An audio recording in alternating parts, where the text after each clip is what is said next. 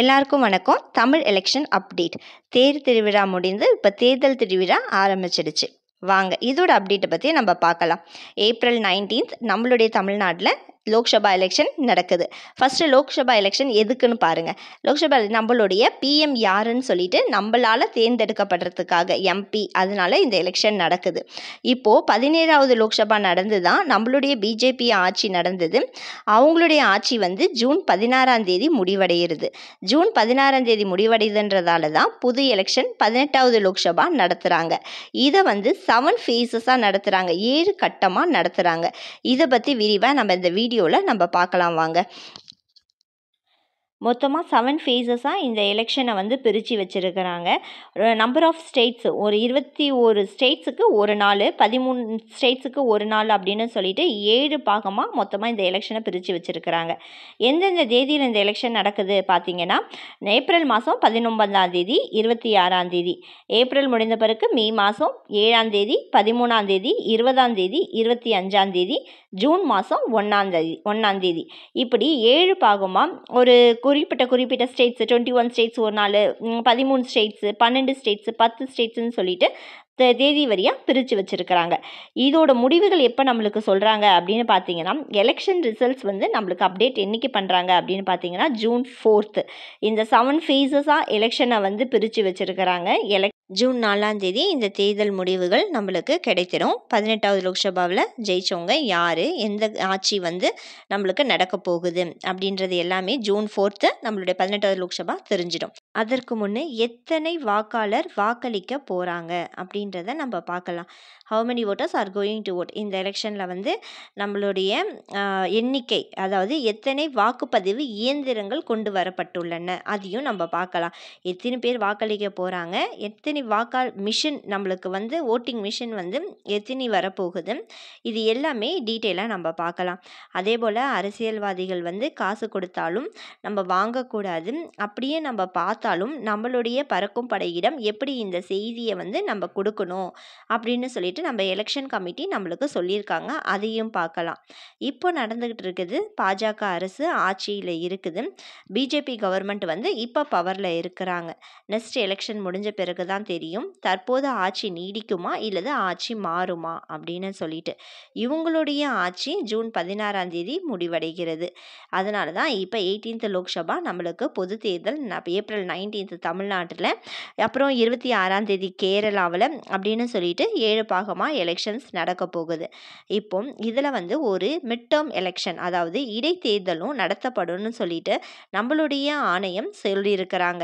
இப்போ இதுக்கு 2 எலெக்ஷன் கமிட்டியாக 2 தேர்தல் குழுக்கள் அமைத்திருக்கிறாங்க. இப்போ இந்த லோக்சபா எலெக்ஷனுக்காக இதில் ஒரு எலெக்ஷன் சீஃப் கமிஷனர், அதாவது தேர்தல் தலைமை ஆணையர் ஒருவர் இருப்பார். இங்கே 2 எலெக்ஷன் கமிஷனர் சொல்லியிருக்காங்க, ஒரு தேர்தல் ஆணையர் சொல்லியிருக்கிறாங்க. இவங்களுக்கு நைனிஷ் குமார், சுபீர் சிங், ராஜீவ் காந்தி, இவங்க எல்லாருமே எலெக்ஷன் கமிட்டியாக அப்பாயின்மெண்ட் பண்ணியிருக்கிறாங்க. இவங்க எல்லாருமே நியமிக்கப்பட்டுள்ளனர். தேர்தல் குழுவாக இவங்க 3 பேருமே நிரூபிக்கப்பட்டுள்ளனர். ஒரு தேர்தல் தலைமை ஆணையர், 2 தேர்தல் எலெக்ஷன், அவங்களுக்கு கீழே 3 தேர்தல் குழுவாக இப்போ இந்த எலெக்ஷன் நடக்க போகுது. ஸோ நம்மளுக்கு 2 தேர்தல் ஆணையர் இருக்கிறாங்க, ஒரு தலைமை ஆணையர் இருக்கிறாங்க. இப்போது இந்த அருணாச்சல பிரதேஷ், ஆந்திர பிரதேஷ், ஒடிஷா, சிக்கிம், ஜம்மு காஷ்மீர் இங்கே எல்லாமே மாநில சட்ட தேர்தலும் நடக்கும். இந்த லோக்சபா எலெக்ஷன் கூடவே இந்த எலெக்ஷனும் நடக்கும்னு சொல்லிட்டு நம்ம தேர்தல் அமைச்சரகம் வெளியிட்டு இருக்கிறாங்க. ஒரு மிட் டேர்ம் எலெக்ஷனும் இருக்குது இதில்.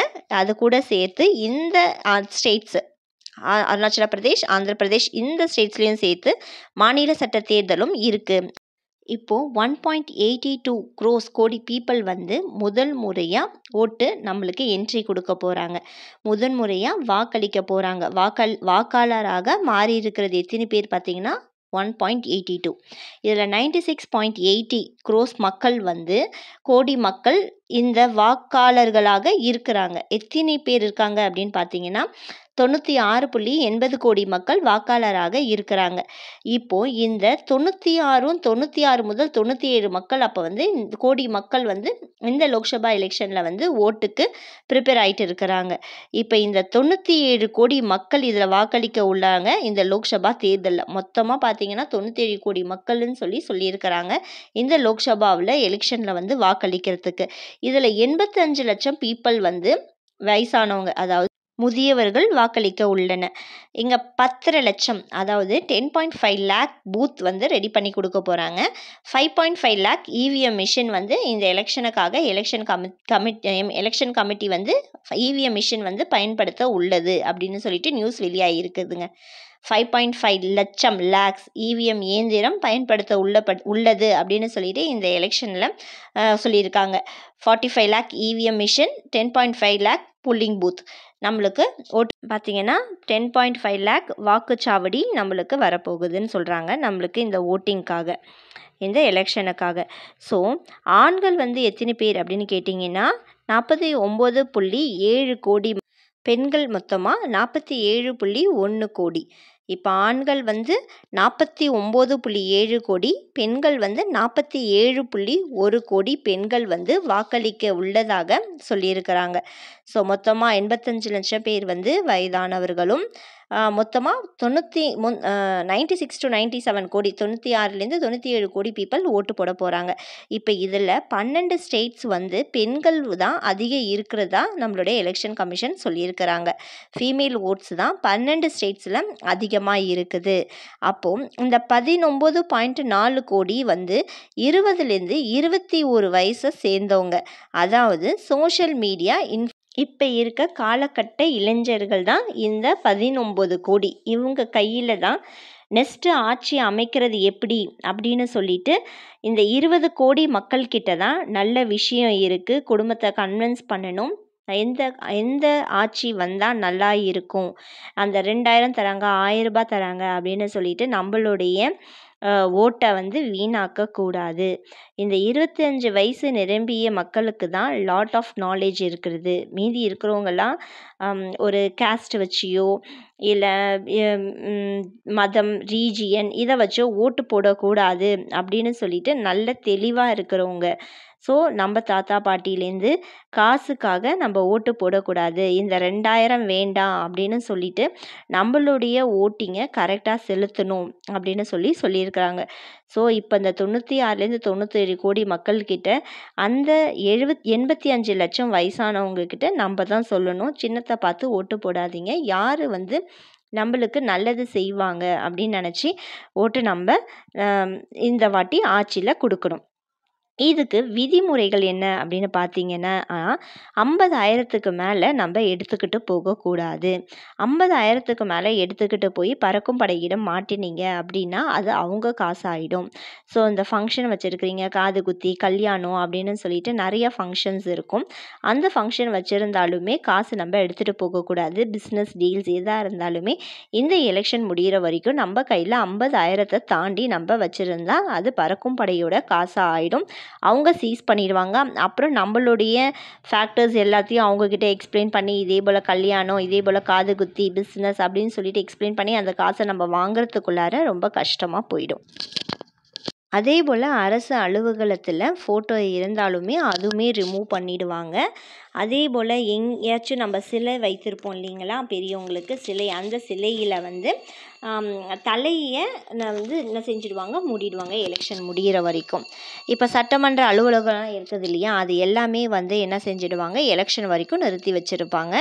இந்த தேர்தலுக்காக நம்ம அரசு அலுவலகம், அதாச்சும் இந்த பஸ்ஸு, அரசுக்கு சம்மந்தப்பட்ட எந்த ஒரு பஸ்ஸாக இருக்கட்டும், ஒரு பொருளாக இருக்கட்டும், நம்ம இந்த எலெக்ஷனுக்காக நம்ம யூஸ் பண்ணக்கூடாது அப்படின்னு சொல்லிடுவாங்க. ஸோ நம்ம இந்த தேர்தலுக்காக அரசு உரிமைப்பட்ட எந்த பொருளையுமே நம்ம அரசு யூஸ் பண்ணக்கூடாது.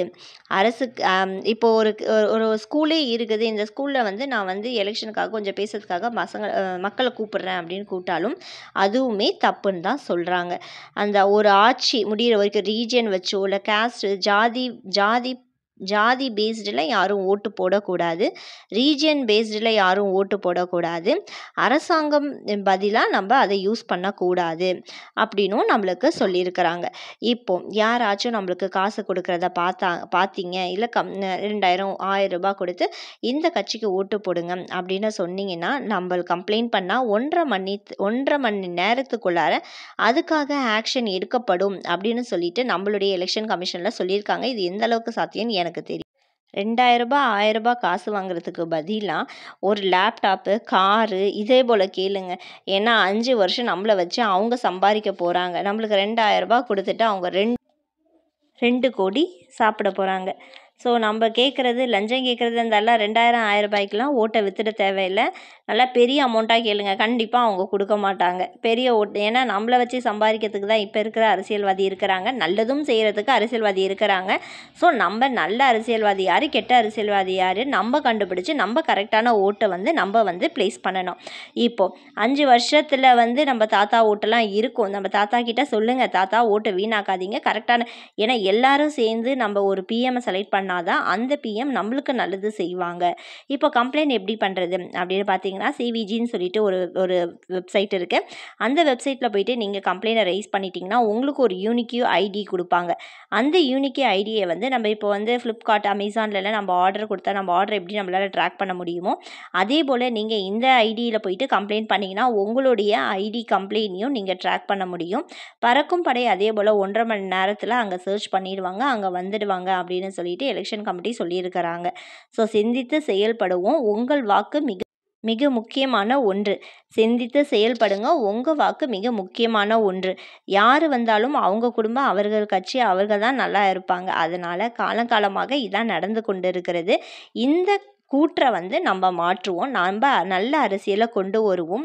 யார் நல்ல அரசியல் பண்ணுவாங்க, மக்களுக்கு யார் நல்லது செய்வாங்கன்னு சொல்லிட்டு ஒட்டுமொத்த மக்களும், இத்தனை கோடி மக்கள் ஒன்றிணைந்து கரெக்டான பிஎம்ஐ நம்ம செலக்ட் பண்ணலாம். யார் வந்தாலும் அவர்கள் குடும்பத்தை தான் பார்ப்பாங்க, அவங்க கட்சியை தான் பார்ப்பாங்கன்ற எண்ணத்தை அகற்ற ஒரு நல்ல அரசியல்வாதியை நம்ம தேர்ந்தெடுக்கலாம். தேர்தல் பறக்கும் படைக்கு உங்களால் முயன்ற உதவியை கண்டிப்பாக செய்யுங்க. இதே போல் பெயர், முகவரி இவருக்கு எதையுமே வெளியிட மாட்டாங்க, பாதுகாப்பாக வைத்திருப்பாங்க. யாரிடமும் பணமோ பொருளோ அன்பளிப்போ வாங்காதீங்க. பணம் இப்போ சம்டைம்ஸ் கிழிஞ்சு போன பணத்தை கொடுப்பாங்க இல்லையா, இதை போய் இவங்ககிட்ட கொடுங்க, உங்களுக்கு புது நோட்டு கொடுப்பாங்க, இல்லை ஜாமாவாக கொடுப்பாங்க, நம்மளுக்கு பொருளாக குக்கர் அப்படி நிறைய நடக்குது இல்லையா, அதே போல் கொடுப்பாங்க. அதெல்லாம் வாங்காதீங்க. தெரிஞ்சதுன்னா கண்டிப்பாக கம்ப்ளைண்ட் பண்ணுங்கள். உங்களுடைய பேரையோ ஊரையோ பறக்கும் படையினர் கண்டிப்பாக தெரிவிக்க மாட்டாங்க, ரொம்ப ரகசியமாக வச்சுருப்பாங்க. ஸோ இந்த எலெக்ஷன் சிந்தித்து செயல்படுங்கள், உங்கள் வாக்கு மிக முக்கியமான ஒன்று. நன்றி. வீடியோ பிடித்திருந்ததுன்னா லைக் பண்ணுங்கள், ஒரு ஷேர் பண்ணுங்கள், கமெண்ட் பண்ணுங்கள், கண்டிப்பாக சப்ஸ்கிரைப் பண்ணுங்கள். பார்த்ததுக்கு நன்றி.